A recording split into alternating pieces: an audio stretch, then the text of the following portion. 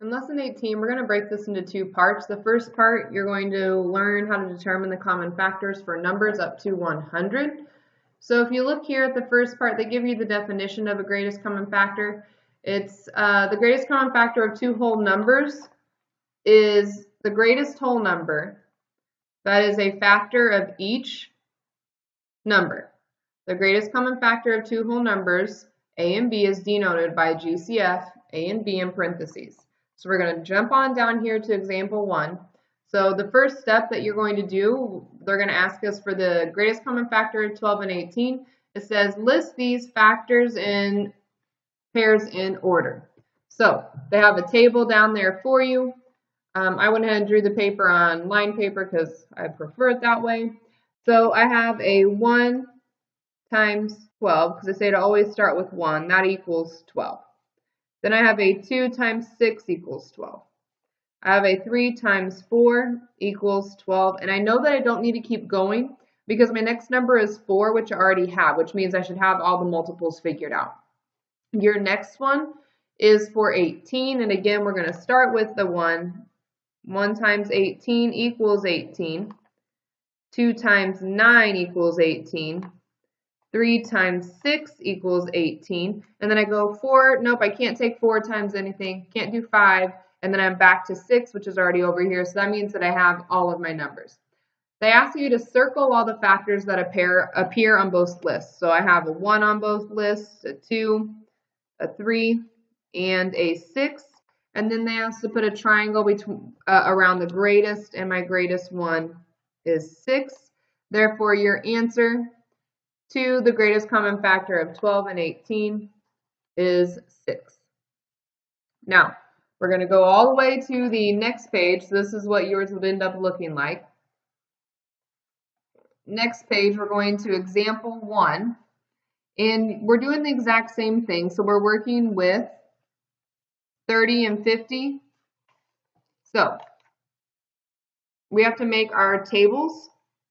So I would recommend getting a paper for these questions here because there isn't a lot of room for you to do the work. So I always start with 1. I know 1 times 30 equals 30. I know 2 times 15 equals 30. I know that 3 times 10 equals 30. I don't have a 4. I can't multiply it by anything to get 30. I can do a 5. 5 times 6 is 30. So my next number would be 6. I already have it written down, so that means I have all my multiples. I'm going to go over to 50. I have 1 times 50 equals 50. 2 times 25 equals 50. I can't take 50 divided by 3 or 3 times something. Can't do 4, but I can do 5. Can't do 6, 7, 8, or 9. And if you want to check that, you just say, okay, what's 50 divided by 6? 50 divided by 7. Because you take 50 divided by 1, you get 50. 50 divided by 2, you get the 25. 50 divided by 5, you get the 10. So this is, if you don't know your multiples very well, you can go ahead and use the calculator to find what you'd multiply the number by to get the original. So now I circle all the ones they have in common. And they share 10. And then I put a triangle around their biggest number. And so then my answer would be 10, which is what is written over there. Then I go to the next one, which is 30 and 45. I already have all my multiples for 30 from my problem above, so I'm just going to rewrite those multiples down.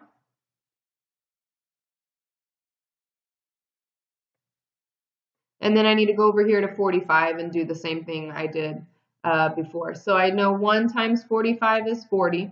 I know I can't use 2 because it doesn't end in an even number. I know I can divide it by 3 because 4 plus 5 equals 9. And 9 can be divided by 3. And so I know that's 15. I can't do 4. I can do 5. 5 times 9 is 45. Can't do 6, 7, or 8. So these are my multiples for 45. Because if I went up to 9, then I'm repeating myself. I'm going to go ahead and circle the numbers that they have in common. And then I'm going to put a triangle around their greatest factor. And so then my answer for these would be 15. So I'd like you to go ahead and do these next two. I'd like you to do it with a partner so that you aren't stuck doing this on your own entirely. And then I want you to check your work with me. Hit play again on the video so that you can see if what you did was correct. Your answers for the two problems that you were doing would have been 15 and 14. You are going to have to show me work before you go to the problem set, so make sure that you have the tables to match how you found those answers. On the next page, you have word problems. And for these word problems, you are going to have to use greatest common factor. I'm going to just tell you that in the beginning.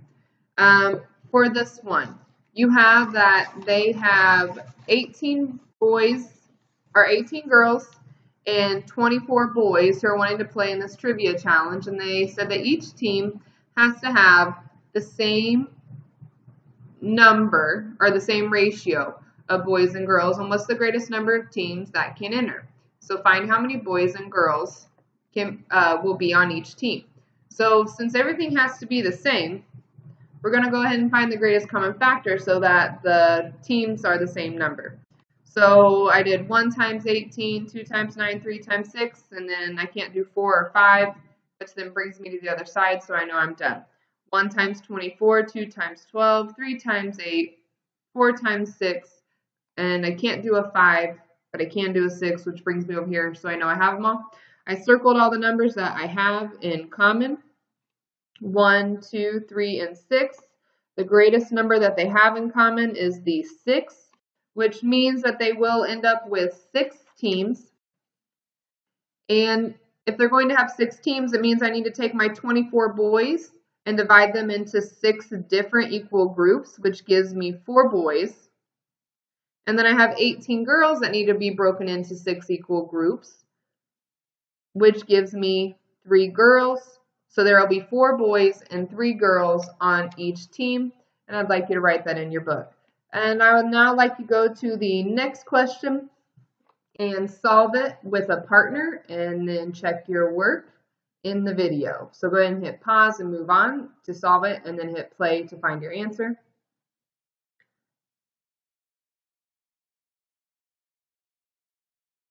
Your answer to B is you'd have 12 kits, you'd need 5 hand warmers, 4 foot warmers. At this point, I'd like you to bring your book up so that I can check your work before you move on to your problem set.